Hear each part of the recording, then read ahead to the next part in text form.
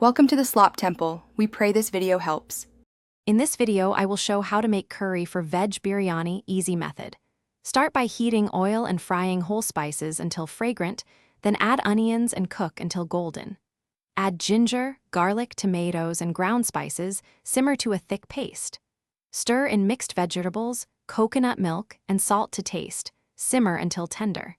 Finish with fresh cilantro and a squeeze of lemon for bright flavor now. Use fresh spices when possible for the best aroma and flavor, and toast them briefly before grinding. Measure spices precisely, using teaspoon or tablespoon amounts, and taste as you go to adjust heat.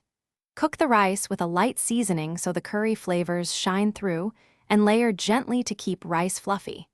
Use low heat for final steaming to avoid overcooking and preserve texture. If you're enjoying the tips, please subscribe and like to support more cooking guides. Quick recommendation: socks life's too short for cheap socks. Go darn tough with a lifetime warranty. I wear them while cooking for comfort and laughs. Check the description for the product link and other deals if you want to try them. Thanks for the support and tips from you all. Now let's get back to the video.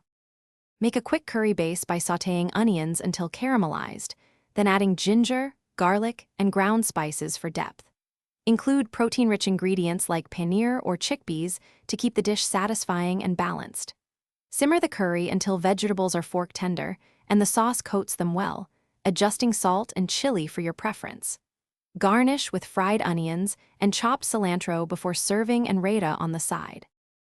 Thanks for watching. Consider subscribing if we helped you.